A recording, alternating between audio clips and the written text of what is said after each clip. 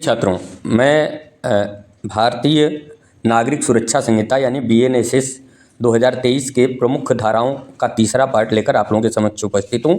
इसके पहले मैंने 2 भाग आप लोगों को प्रेषित कर दिया है।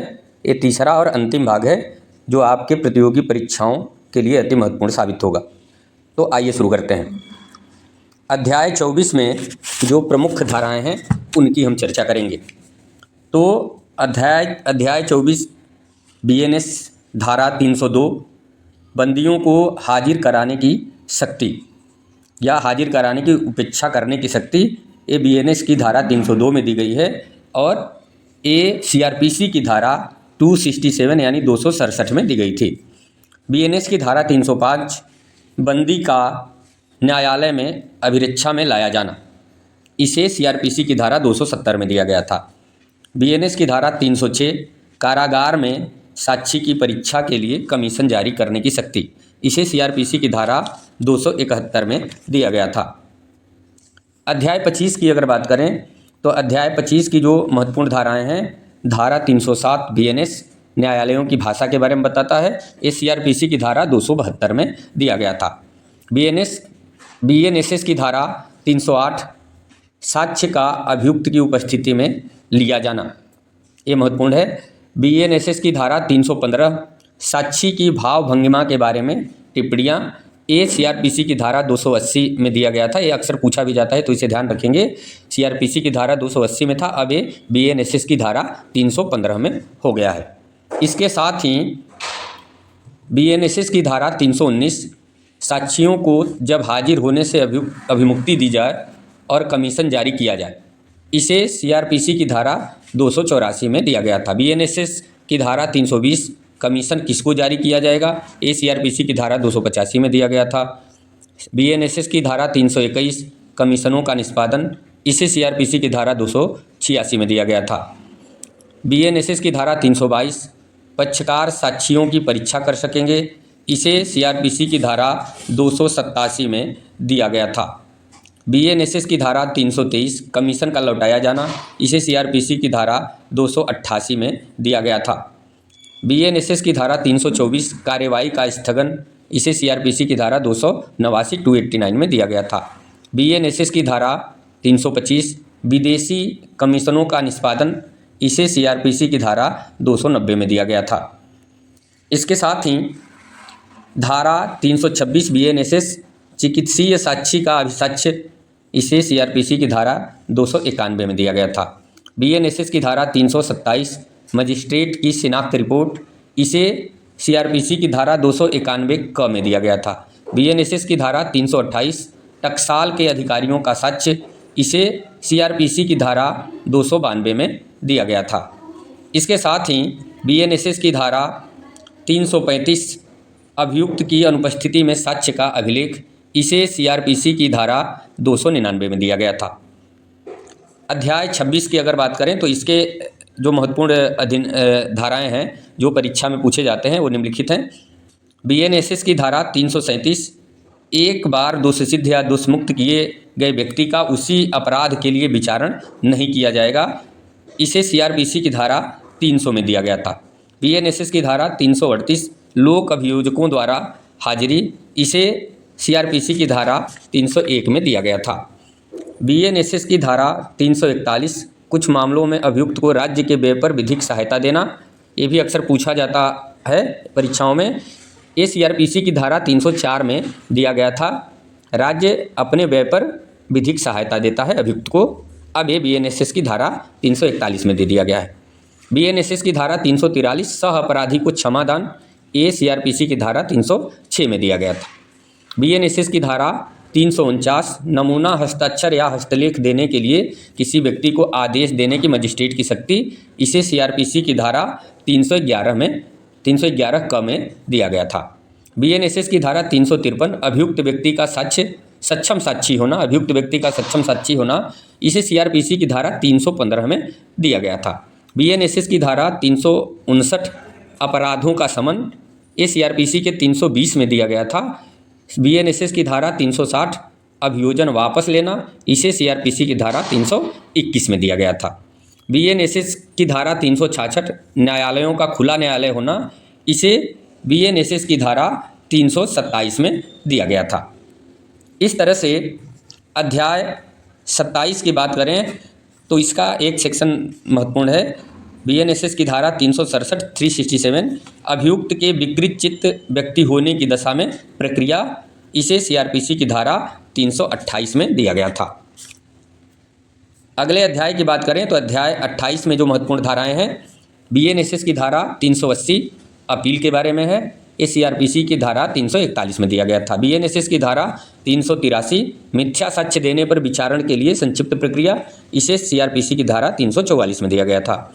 बीएनएसएस की धारा 386 रजिस्ट्रार या उप रजिस्ट्रार कब सिविल न्यायालय समझा जाएगा, इसे सीआरपीसी की धारा 347 में दिया गया था। बीएनएसएस की धारा 387 माफ़ी मांगने पर अपराधी का उन्मोचन, इसे सीआरपीसी की धारा 348 में दिया गया था। बीएनएसएस की धारा 388 उत्तर देने या दस्तावेज पेश करने से इनकार करने वाले व्यक्ति को कारावास या उसकी सुपुर्दगी, इसे सीआरपीसी की धारा 349 में दिया गया था। बीएनएसएस की धारा 389 समन के पालन में साक्षी के हाजिर न होने पर उसे दंडित करने के लिए संक्षिप्त प्रक्रिया, इसे सीआरपीसी की धारा 350 में दिया गया था। अगले अध्याय 29, इसमें जो महत्वपूर्ण धाराएं हैं, बीएनएसएस की धारा 392 निर्णय से संबंधित है, जबकि सीआरपीसी में निर्णय 353 में दिया गया था। बीएनएसएस की धारा 393 निर्णय की भाषा और अंतर्वस्तु, सीआरपीसी की धारा 354 में दिया गया था। बीएनएसएस की धारा 396 पीड़ित प्रतिकर स्कीम, इसे सीआरपीसी के 357 क में दिया गया था। बीएनएसएस की धारा 397 पीड़ित का उपचार, बीएनएसएस की धारा 357 ग में दिया गया था। बीएनएसएस की धारा 398 साक्षी संरक्षण स्कीम, ये नया है, ये सीआरपीसी में नहीं दिया गया था। बीएनएसएस की धारा 399 निराधार गिरफ्तार करवाए गए व्यक्तियों को प्रतिकर, ये सीआरपीसी की धारा 358 में दिया गया था। बीएनएसएस की धारा 401 सदाचार की परिवीक्षा पर या भर्त्सना के पश्चात छोड़ देने का आदेश, इसे सीआरपीसी की धारा 360 में दिया गया था।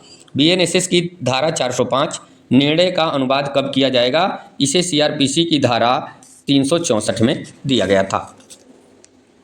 अगला अध्याय 30, इसका जो महत्वपूर्ण धारा है, धारा 407 बीएनएसएस सेशन न्यायालय द्वारा मृत्यु दंडादेश की पुष्टि के लिए प्रस्तुत किया जाना, ये बड़ा महत्वपूर्ण धारा है और सीआरपीसी के 366 में दिया गया था कि सेशन न्यायालय अगर मृत्यु दंड देता है तो उसे हाई कोर्ट से पुष्ट किया जाएगा, अप्रूव्ड किया जाएगा।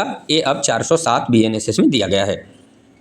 अध्याय 31 की जो महत्वपूर्ण धाराएं हैं, बीएनएसएस की धारा 415 दोष सिद्धि से अपील, इसे सीआरपीसी के 374 में दिया गया था। बीएनएसएस की धारा 417 छोटे मामले में अपील न होना, इसे सीआरपीसी के 376 में दिया गया था। बीएनएसएस धारा 419 दोष मुक्ति की दशा में अपील, इसे सीआरपीसी की धारा 378 में दिया गया था। बीएनएसएस की धारा 431 दोष मुक्ति से अपील में अभियुक्त की गिरफ्तारी, इसे सीआरपीसी की धारा 390 में दिया गया था। बीएनएसएस की धारा 432 अपील न्यायालय अतिरिक्त साक्ष्य ले सकेगा या उसके लिए जाने का निर्देश दे सकेगा, इसे सीआरपीसी की धारा 391 में दिया गया था। बीएनएसएस की धारा 434 अपील पर आदेशों और निर्णयों का अंतिम होना दिया गया है। बीएनएसएस की धारा 435 अपीलों के उपशमन की बात करता है। अगले अध्याय 32 की जो महत्वपूर्ण धाराएं हैं, बीएनएसएस की धारा 436 उच्च न्यायालय को निर्देश, इसे सीआरपीसी की धारा 395 में दिया गया है। बीएनएसएस की धारा 438 पुनरीक्षण की शक्तियों का प्रयोग करने के लिए अभिलेख मांगना, इसे सीआरपीसी की धारा 397 में दिया गया था। बीएनएसएस की धारा 440 सेशन न्यायालय की पुनरीक्षण की शक्तियां, इसे सीआरपीसी की धारा 399 में दिया गया था। बीएनएसएस की धारा 442 उच्च न्यायालय के पुनरीक्षण की शक्तियां, 401 सीआरपीसी में दिया गया था। अगले अध्याय की बात करें तो अध्याय 33 की जो महत्वपूर्ण धाराएं हैं, बीएनएसएस की धारा 446 मामलों और अपीलों को अंतिम करने की उच्च न्यायालय की शक्ति, इसे सीआरपीसी की धारा 406 में दिया गया था। बीएनएसएस की धारा 447 मामलों और अपीलों को अंतिम करने की उच्च न्यायालय की शक्ति, सीआरपीसी की धारा 407 में दिया गया था। बीएनएसएस की धारा 448 मामले और अपीलों को अंतिम करने की सेशन न्यायालय की शक्ति, इसे सीआरपीसी की धारा 408 में दिया गया था। अगला अध्याय 34, इसकी महत्वपूर्ण धाराएं, बीएनएसएस की धारा 454 उच्च न्यायालय द्वारा दिए गए मृत्यु दंड का निष्पादन, इसे सीआरपीसी की धारा 414 में दिया गया था। बीएनएसएस की धारा 456 गर्भवती महिला को मृत्यु दंड का लघुकरण किया जाना, इसे सीआरपीसी की धारा 416 में दिया गया था। इसके साथ ही बीएनएसएस की धारा 472 मृत्यु दंडादेश मामले में दया याचिका, ये नया जोड़ा गया है, ये सीआरपीसी में नहीं था।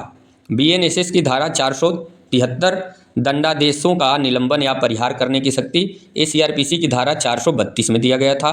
बीएनएसएस की धारा 474 दंडादेश लघुकरण करने की शक्ति, ये सीआरपीसी की धारा 433 में दिया गया था। अगला अध्याय, अध्याय 35, इसकी महत्वपूर्ण धाराएं हैं। बीएनएसएस की धारा 478 किन मामलों में जमानत ली जाएगी, 436 सीआरपीसी में दिया गया था, यहीं से जमानत शुरू होता था। अब जमानत की शुरुआत 478 बीएनएसएस में होती है। बीएनएसएस 480 अजमानती अपराध की दशा में कब जमानत ली जा सकेगी, इसे सीआरपीसी की धारा 437 में दिया गया था। 482 बीएनएसएस गिरफ्तारी की आशंका करने वाले व्यक्ति की जमानत मंजूर करने के लिए निर्देश, इसे सीआरपीसी की धारा 438 में दिया गया था। यहीं अग्रिम जमानत का प्रावधान है। पहले अग्रिम जमानत 438 सीआरपीसी में था, अब बीएनएसएस की धारा 482 में हो गया है। अध्याय 37 की अगर बात करें तो अध्याय 37 की जो महत्वपूर्ण धाराएं हैं, बीएनएसएस की धारा 506 वे अनियमितताएं जो कार्रवाई को दूषित नहीं करती हैं, ये सीआरपीसी की धारा 460 में दिया गया था।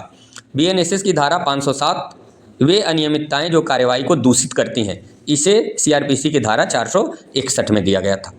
इस तरह से मुझे पूरा विश्वास है कि आप लोगों को ये महत्वपूर्ण धाराएं प्रतियोगी परीक्षाओं में काफ़ी कारगर साबित होंगी और इससे आप अपनी परीक्षा को तीनों पार्ट अगर आप सुनेंगे तो मुझे पूरा विश्वास है कि सीआरपीसी से जो धाराएं पूछी जाएंगी इनसे बाहर नहीं पूछी जा सकती हैं। अगर ये धाराएं कंप्लीट हैं तो आप आसानी से सीआरपीसी की धाराओं से संबंधित जो सवाल पूछे जाएंगे उसे आसानी से हल कर सकते हैं। धन्यवाद।